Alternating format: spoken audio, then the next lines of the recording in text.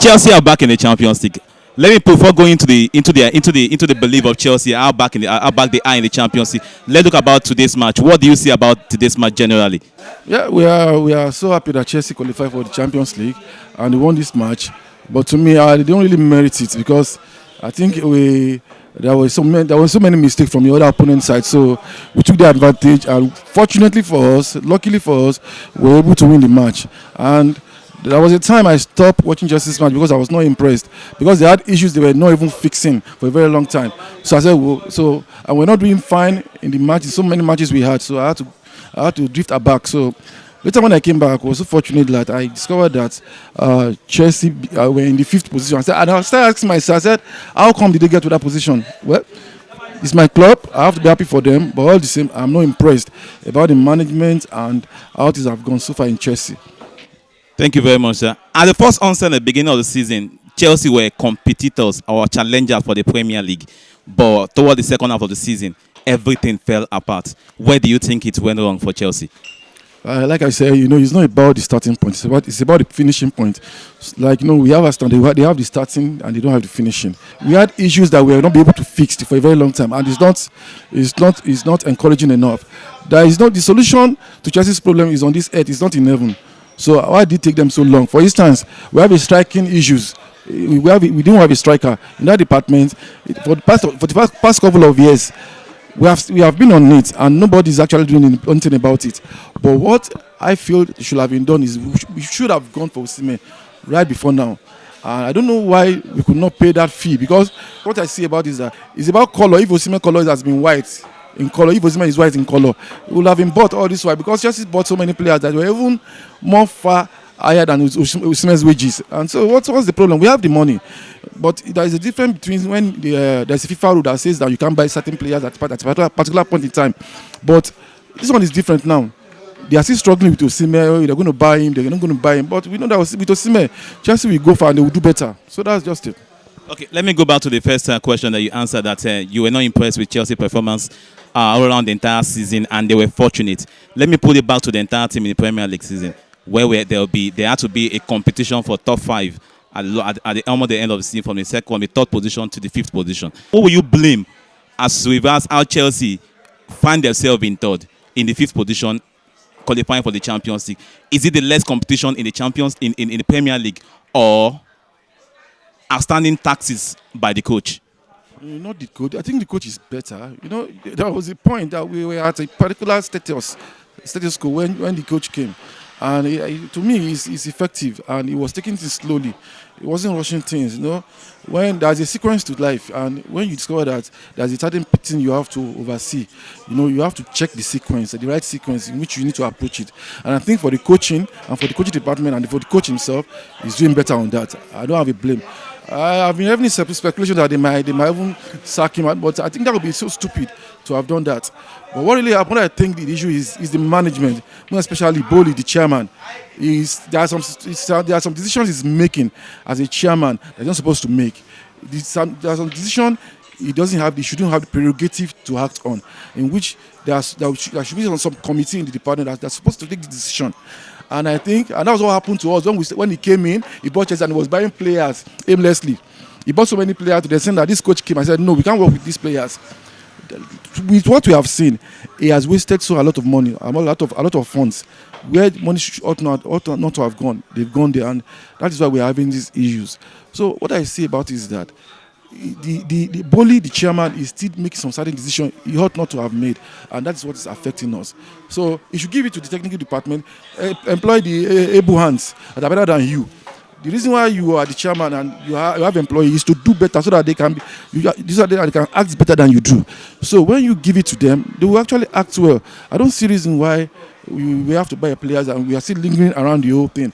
And you actually not. All these things I see is preambles. All their decisions are preambles. They have not taken the critical steps that will really help the team, and that's what is affecting the team generally. For instance, now you are having these young players who don't have Champions League experience. But if you want to do that, you don't need to remove all the old players, all the experienced players. You need to actually breed these new players with the old players that they met on the club. Like that, we only have James now. And now, if Osimhen is 25 years of age, is experience, and you think that you needed a younger striker to Osimhen. What of the experience? Why not buying Osimhen, having as an experienced player in that department? You have Rise, which is not even enough experienced players to build up the young players. So that is what we are lagging behind. It's like we are putting a round pen in a square hole, and what is the result? It will be woeful. So, like I said, they don't merit it. Don't merit this. Yeah, it's true. They don't merit this top five. This top three. They were, qualifying for the Champions League, because they are just so fortunate. But by what has been put in place so far, they're not supposed to be in first five. Thank you very much, Mr. Shegun. Chelsea has actually broken. How do I put it? They jump over the fence. They didn't pass to the back door to the Champions League, but jump over the fence. They are not like Tottenham who pass to the back door. They actually jump over the fence and they are back in the Champions League. Where do you see them? An upward progression. You said continue mentioning up of Chelsea need a goal striker. They create so many chances, but they are refusing to score. Their inability to take up chances and create and convert them into goal scoring chances are one of the things that let them down in this season. Now going forward, Chelsea are back in the Champions League. What do you expect from Chelsea in the Champions League? A get breaking one into the final, or counted as a number among the competitors in the Champions League? Thank you so much. There is nothing bad in coming from the back door to qualify for the Champions League. But what matters is that once you have qualified, you have enough time to really plan ahead so that you can fortify your team. So I think it happened to Chelsea. There was a time we didn't qualify for the Champions League. Chelsea didn't qualify, but because they won Europa and they qualified eventually, but they put all our synergies together. Though it wasn't easy for them, but they still made up. They won the Champions League. So it can happen with Tottenham also. If they actually go back to the drawing board, I know where their problem is definitely, and they fix all these problems. Surprisingly, they may even win it or about to win it. But what we're talking about Chelsea is that now that we have qualified for Champions League, they should go back to the drawing board. Look, see, sentiments apart. Forget that one player. To me, it feels as if a particular player they want in the striking department is just white. Because I see why somebody is doing better and you say you don't need that person. So what's the essence of you administering that club? So they should go back to the drawing board and put sentiments apart, biases apart, and make sure that the right things are done, the right players are done, and they should fix the leadership problem they have in the squad. Now, I believe that in the department, in the back defense, there should be one experienced player that will coordinate that leadership role. I think in the midfield there should be one old experienced player that will coordinate the leadership role. Even in the striking department, we are talking of Osimhen. It's as if we don't have a striker, But what if Osimhen is bought? Is Osimhen going to run or play in all the matches? What if he has injury?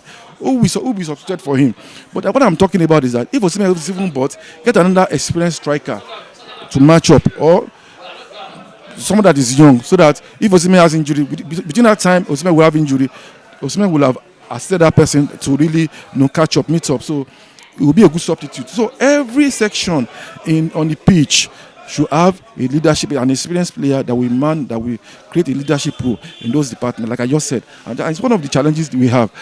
Thank you very much, Mr. Shegun. You've spoken and you said a lot about Chelsea. For us, I think the next thing we're looking at is the Conference Cup final, which is coming up on Wednesday. Chelsea versus Real Betis. Do you think the energy used in today's match will be used in that match as well?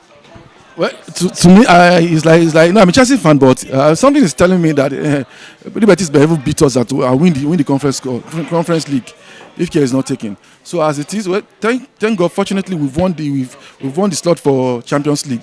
If not for that, so I was even worried about the Conference Cup before that, because Real Betis they're not a small team, And look at what happened between Tottenham and Manchester United during the final match in the Europa League. So look at what really happened. So nobody even believed it that they could kick out as Man U that way. So anything can happen with Chelsea and Real Betis, and they may even won the Conference Cup. But it will be good added to our staff, a rank added to our staff that we actually won the Conference League. I think that's the first time we're playing Conference League, if I'm not mistaken. So I think they should go and win it, and I believe. But it's just 50-50. Chelsea, Real Betis, it's 50-50. I'm giving them 50-50. It depends on the technical team and how the players really create this cohesion and adhesion within themselves. Okay, thank you very much, Mr. Shegun. So that close us for that today. But I would also remember, this is the year for the underdog. I don't know which Chelsea the underdog or Real Betis. Often that until Wednesday we find out. Thank you very much, and nice having you here, sir.